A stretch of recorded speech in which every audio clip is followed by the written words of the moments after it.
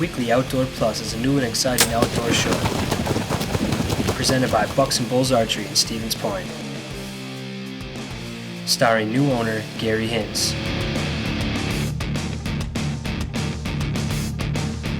His youngest son, the show pro, Jace Hintz.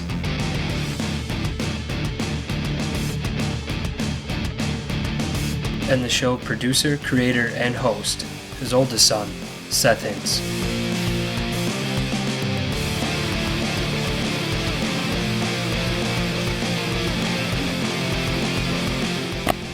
So now sit back and relax and get ready to learn about archery and the world of the outdoors.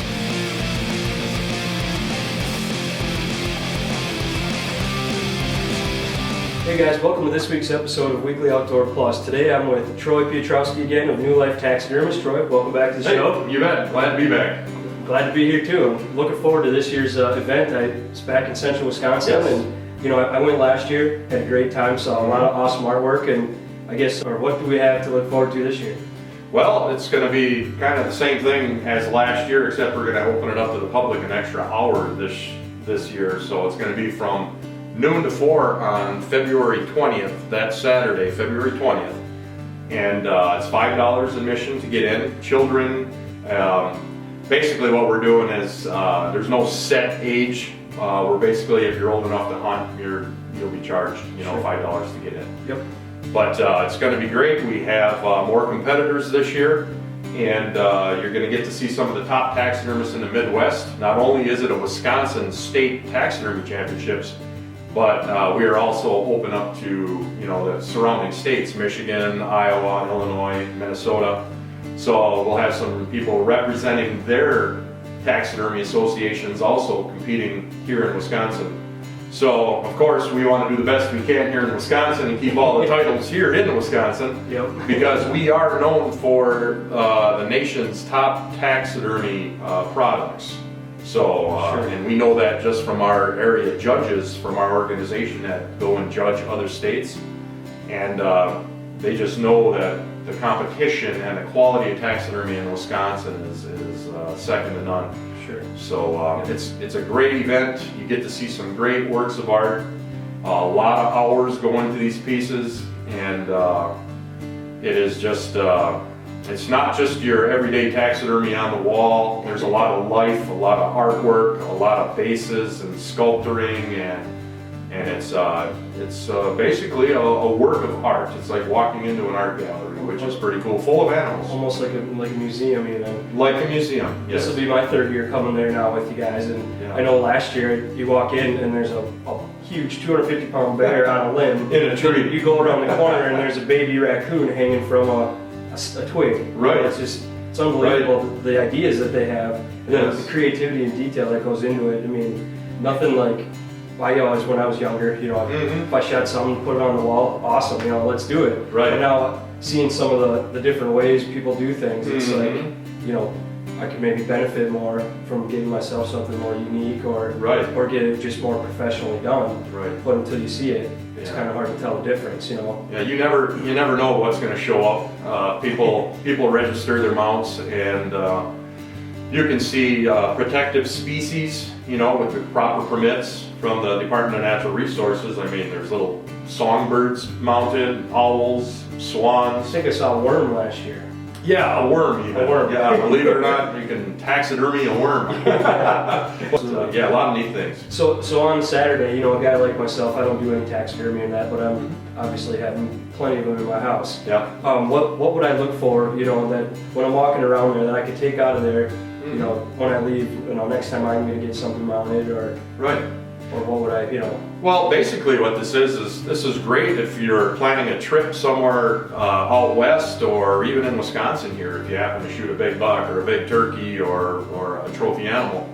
You kind of almost do your homework, so if you come to this and you look around and you see these people and you might say, hey, this guy's from my hometown, or this guy's a couple towns away, but look at the work he does. And so maybe say you go out west and you're on a mule deer hunt and you see somebody that won an award and there's some beautiful mounts over there. So when you get home from that trip, of course you're busy, you've got an animal now, you got the cape, you got the antlers, you got to go back to work. And now you're in a hurry, you're making phone calls and trying to find someone to mount that animal for you. Yep. And I would think you would want to take it to somebody that is credible. You're going to get a good product back. And remember, that's going to sit on your wall the rest of your life. Yep. Yep. So this is the time when you like want to have it done well, because you're going to have to live with that. Sure. You know? So you come to the show, you get to see some of the top taxidermists in the state, Midwest, and maybe do a little homework, and or maybe get some ideas. Maybe you get that once in a lifetime duck, you know, and you want a neat way of mounting it, and you see some things at the show. And you can take that, definitely take pictures, take it to your local taxidermist or whoever you choose and say, I want it just like this. I don't know how many people have come in here and they found something, they Googled partridge or wood duck, and they bring a copy of the picture and say, this is what I want. Sure. Yep. Typically when you're competing, you really have to know your animal inside out, okay? That's the difference when you're competing. You gotta know the inside and work your way out. So it's not just putting feathers over a mannequin or a hair over a mannequin. It's, you have to know the muscle structure and where to tuck and make all those unique joints and things like that, so it shows through the hide or the feathers. Yep. So some details that a guy like me probably wouldn't notice. You know? Yes, it's details. So you're looking at people that typically learn from the inside out, and which when I first started taxidermy, basically I was learning from the outside in. I knew what a deer looked like, so I was going to mount a deer and make it look good. But I go back to some of those I mounted 20 years ago, and it's like, oh geez. I can't believe I showed this thing. Yeah, you know, I was proud, but you know, everybody is. But as I developed and started competing, I started to learn muscle structure on, and of course I like turkeys. Yep. So turkeys is my, probably what I know the most of, and because I raised them. So believe me, if I had a pen of deer back here, I'd know everything on them too. But I do a pretty good deer head too. But it's because of the competing. So it's a different kind of eye when you're looking at things. Sure. When you're competing, and I like to do all my work in my shop here like I'm competing, even for my customer. Going back to the taking pictures and stuff there, I saw guys were doing that, taking notes and stuff. Mm-hmm. Central Wisconsin here, like you said, is full of taxidermists, and I even know there's a lot of archery customers and stuff that we have come in who just do their own, mm-hmm. just because they like to take pride in doing their own stuff. You know? Oh yeah. And I guess a good way for them to get involved with the WTA is to come down on Saturday. Oh yes. Because guys like you be there, yeah. and other people to help them out as far as becoming a member. You don't have to be a professional taxidermist, mm-hmm. right? No, believe me, becoming a member of the WTA has made me a better taxidermist by far. I would, if I was not a member, I still would be doing things probably the way I did it 20 years ago. Sure. And when you become a member and you go to the seminars and you learn, because we're going to have seminars all weekend. If you're a member, mm-hmm. You can go to the seminars. And from bird mounting to deer mounting to painting fish and how to set wings on a bird or flying birds or running animals, how to carve like bear forms and make them fit the bear hide because nothing ever fits. And learning how to keep it anatomically correct and not, you know, because the bear's shorter, you cut it in half and take out 6 inches and wedge it in there, you know, the whole body shrinks. Yeah. So you learn all these things. Okay. So yeah, it just makes you all around better becoming a member, and I will be there. There's everybody there standing in the showroom there with all the animals are all members, and you can ask them questions, and you can become a member that day if you want to. Awesome. Join. Matter of fact, I've got a young fellow that I was helping mount deer in here. I was teaching him how to mount. He mounted 6 deer already since this fall. Okay. And I believe he's a member now, and he will be competing in the junior division. So I'll be looking forward to seeing if he shows up with one of his deer. Absolutely. So kind of neat. Cool. Well, we better take a quick break here, but when we come back, we're going to take a look at what you're doing for the competition this year. Looks like it's a work in progress, but yes, it is. It's going to be something special, right? You bet. We hope so. All right. We'll be right back.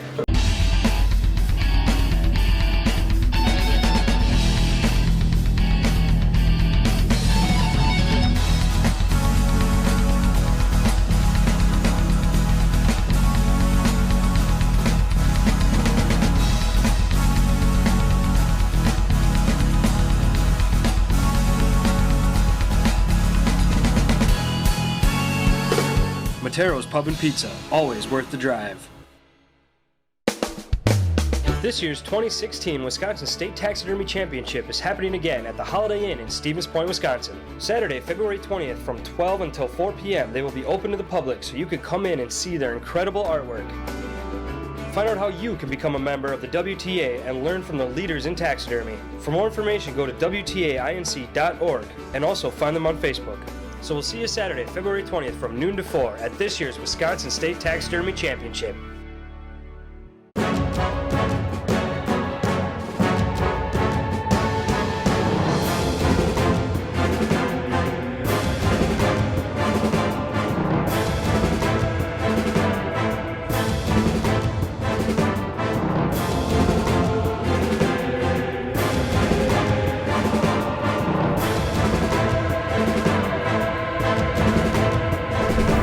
Real Deal G2 seeds. The results speak for themselves.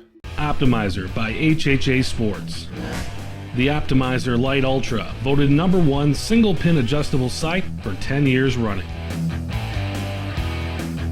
The Optimizer Speed Dial for crossbows, to-the-yard accuracy with a single reticle. And the Optimizer Horizon, offering unmatched accuracy from both short and long-range firearms. All Optimizer sight systems utilize range dial shoot technology. Ask for Optimizer at a dealer near you. Big or small, Dave's Body Shop does it all. If you want professional quality body and repair work, Dave is definitely your guy. All insurance work is welcome. Hi, I'm Dave from Dave's Body Shop in Stevens Point. The guys down in Allen got this ambulance and they wanted it fixed. They went to a couple body shops and every body shop wanted an arm and a leg. The guy says, hey, I just want a price I can live with. So I gave him a price they could live with. So next time you need a job done right, head down to 825 Park Street in Stevens Point to Dave's Body Shop, a place that you're always welcome. On December 15, 1791, the Supreme Court introduced the Second Amendment into the Bill of Rights in America. A well-regulated militia, being necessary to the security of a free state, the right of the people to keep and bear arms shall not be infringed. Proudly display your support of the right to bear arms with this one-of-a-kind Second Amendment Eagle print for only $79.95 plus shipping and handling. Find them online at woodmatframes.com. Hey guys, welcome to this week's lesson segment on Weekly Outdoor Plus. Jason's here with you again, and this week we're going to go over the different style of scopes and sights or pins and dots basically, and what'll make you shoot better in certain situations or what people prefer, and like what you need to look at while you're aiming with different types of pins and dots in the whole 9 yards. So now that it's becoming indoor season, we got spots and we have 3D starting up, and the spots I see more often is going to be something like this with a lens and an actual sticker on it basically, or a paint dot. That the reason that most people do that is some people actually center it in the circles when they're shooting at spots, where if you're shooting these at 3D, it's a lot harder to see them on the targets and things like that. So I recommend shooting a pin when you're shooting 3D. That's what most of us guys shoot. But I actually have two of them, so I shoot this when I shoot spots.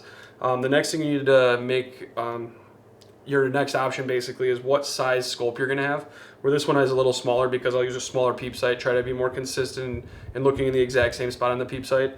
And the reason it's orange around the outside is because you want to line up your peep housing with the outside of this, or have it so there's, you know, the same even gap all the way around, or you want to make sure that it's a brighter color because it's going to catch your eye better and it's going to help you naturally center it in your peep sight, which is another good thing that'll be kind of just like a little cheat sheet that'll help you look into the same exact spot every time, have the exact same anchor point, the exact same vision basically out of it.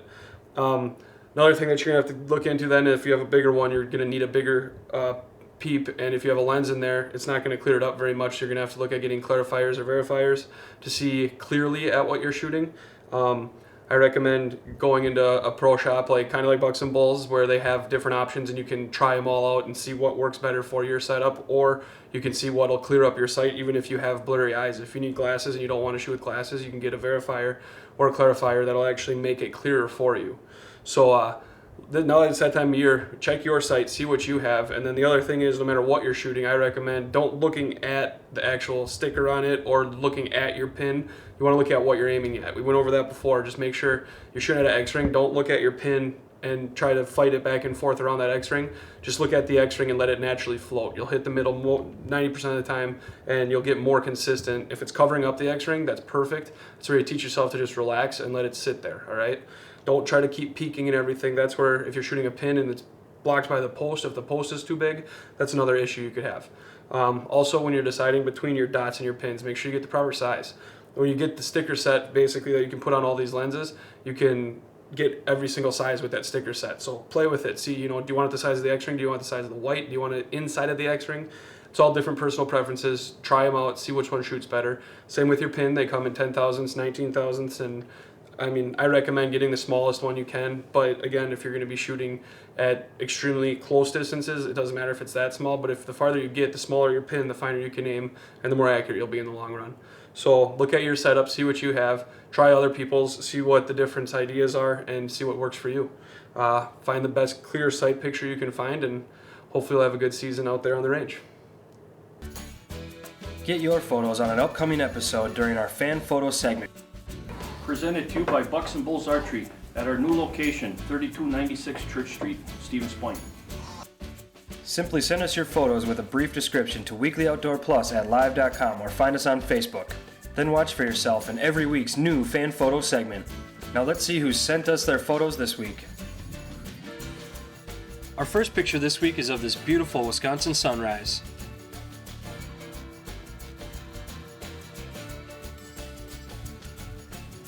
Next we have one from Coach Stankowski having fun in the classroom.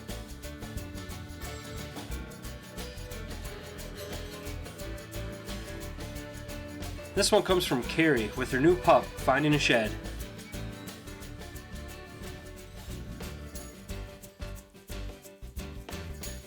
And here's one from Shaz after a good day out with the dogs.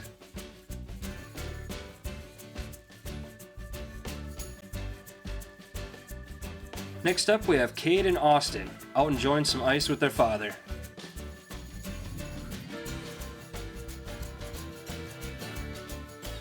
And our next one comes from another local fisherman with this mess of bluegills he was able to bring in.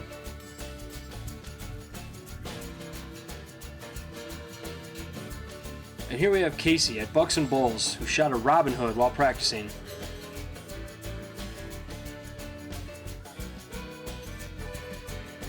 And our last one this week comes from Claire and Tom with these two Central Wisconsin coyotes.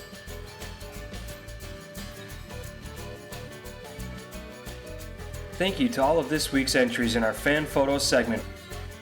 Don't miss out on your chance to be part of the show by sending in your photos to weeklyoutdoorplus@live.com or find us on Facebook. Now back to the show. Big or small, Dave's Body Shop does it all. If you want professional quality body and repair work, Dave is definitely your guy. All insurance work is welcome. Hi, I'm Dave from Dave's Body Shop in Stevens Point. The guys down in Allen's got this ambulance and they wanted it fixed. They went to a couple body shops and every body shop wanted an arm and a leg. The guy says, hey, I just want a price I can live with. So I gave him a price they could live with. So next time you need a job done right, head down to 825 Park Street in Stevens Point to Dave's Body Shop, a place that you're always welcome. This year's 2016 Wisconsin State Taxidermy Championship is happening again at the Holiday Inn in Stevens Point, Wisconsin. Saturday, February 20th from 12 until 4 p.m. They will be open to the public so you can come in and see their incredible artwork. Find out how you can become a member of the WTA and learn from the leaders in taxidermy. For more information, go to WTAINC.org and also find them on Facebook. So we'll see you Saturday, February 20th from noon to 4 at this year's Wisconsin State Taxidermy Championship. Optimizer by HHA Sports.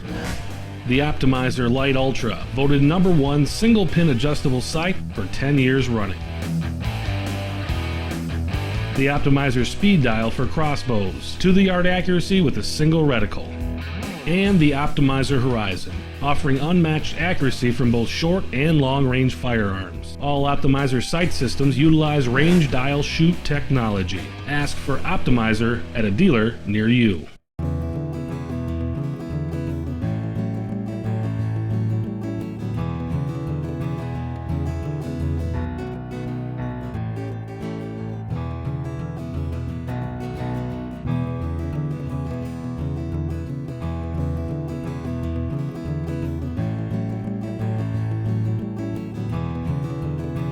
Just 7 miles east of Stevens Point, Matero's Pub and Pizza.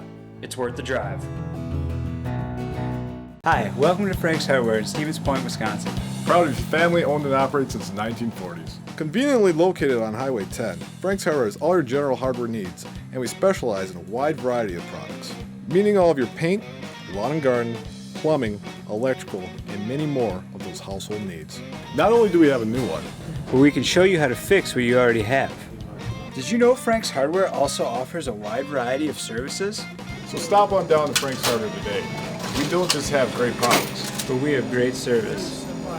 Woodmat frames are fully customizable handcrafted wood frames. Choose your style of frame, then customize the white maple, cherry, or alderwood mattings with any logo, image, or text. Each and every frame is handmade in central Wisconsin by Master Woodworks, whose creativity and precision led to the creation of these great new frames. Whether you're looking for a single frame or something for the whole group, woodmatframes.com is the place to go. Check us out online or email sales@woodmatframes.com for pricing and ordering information. So when you're ready to put another memory on the wall, come to woodmatframes.com and make it extra special. And now we're back with Troy Piotrowski of New Life Taxidermy, where he's going to talk to us a little bit about his competition piece. Well, once again, I'm entering a turkey for the national competition down in Nashville, Tennessee in February. And but not one turkey, I'm doing 2 turkeys. I don't know why I'm doing this, but I always set the bar high for myself. So I'm going to do a gobbling tom, and I've got a pretty little hen there just feeding, ignoring the tom as he's gobbling, which typically happens when you're turkey hunting. So I have her mounted already. She's all set. I've got the feathers set the way I want it. I still have to paint the legs on it and do a little bit of touch up, but not much. And this guy, well, this is another story. So this is actually a bird I had harvested in Door County last spring. And I thought it was going to be, well, I shouldn't say I thought it was going to be a good turkey to mount. I know it's going to be a good turkey to mount and put it in the competition. When I shot it, I didn't see a lot of feathers, laying everywhere. So I took very good care of it, brought it home, and froze it. And now here, starting to do the mount, I found out I have a bunch of feathers missing on it. So I will be replacing feathers. And when you're competing, you can't have places of baldness on your animal. You want to have the best specimen as possible. So I'm going to be plucking feathers off of another turkey and super gluing them onto my turkey. And it's just a little trick of the trade, and filling those gaps where the BBs had taken the feathers away. But so right now I have the bird mounted, and I've got the feet placed in the way that they're supposed to. I've got the feet injected, so so there's minimal shrinkage in the toes. So everything's sitting there, and now basically what I'm going to be doing is standing feathers up and getting the feathers to be all in nice rows, which is going to take hours and hours and hours. Hopefully by the end of the day, I will have the head finished. I'm painting it right now, and I will fit the head, pre-fit the head, and get that attached to the mannequin, and then start really working those feathers and getting them standing up where they need to be and laying down where they need to be. And of course, with a turkey, they have so many different tracks of feathers, and you have to know where each one is on the bird. And so a lot of reference. I have an iPad, I have hundreds of pictures of turkeys, and so I need to know where every one of these feathers needs to be, because I can tell you the judges know where the feathers are supposed to be, and they will dock you in points if they're not where they're supposed to be. So, but this is the turkey head right here. I've got one more coat of paint on it right now. I'm trying to go with more of a red, white, blue, and purple look this year. Typically my turkey heads are red, white, and blue, I guess you could say. And turkeys have a lot of different colors when they're in the spring when they're mating. So they turn white, they turn blue, pale, red, purple. I've even seen a turkey that had an orange head, which is very rare, but I've seen it.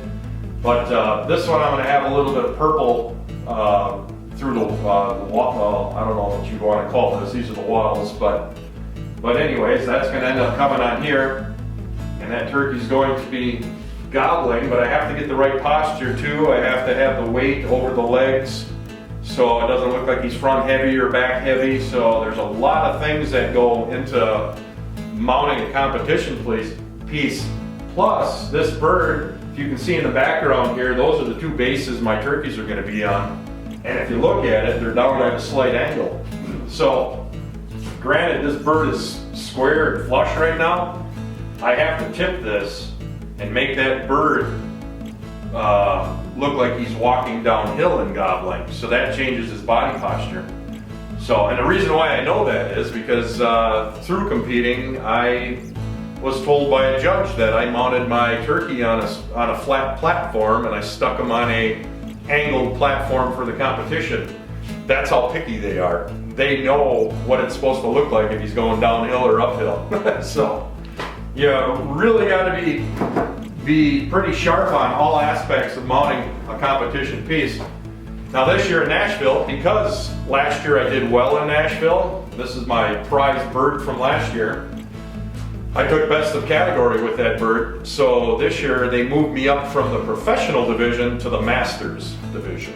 Now the Masters division is as high as you can get, and so now it even gets more critical on every single feather, everything.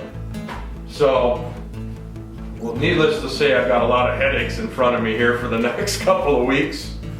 Believe me, every single feather on this bird and that bird will be touched by me individually and set in place. And hopefully when it's all said and done, you get to see the finished product, and then we'll get to see what the judges thought of my work. So don't forget, Saturday, February 20th from noon to 4 at the Holiday Inn in Stevens Point. Come see some of the state's and Midwest's best taxidermists. For more information on this, you can go to the website, WTAINC.org, or you can go to my Facebook, New Life Taxidermy, or you can even give me a call and I can set you up and let you know how things are going to go if you want to become a member.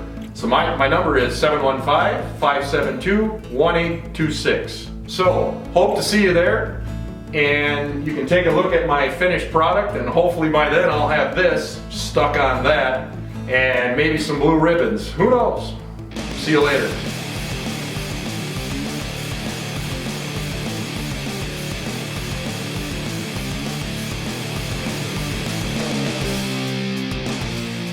Thank you for watching this week's episode of Weekly Outdoor Plus presented by Bucks and Bulls Archery in Stevens Point, Wisconsin.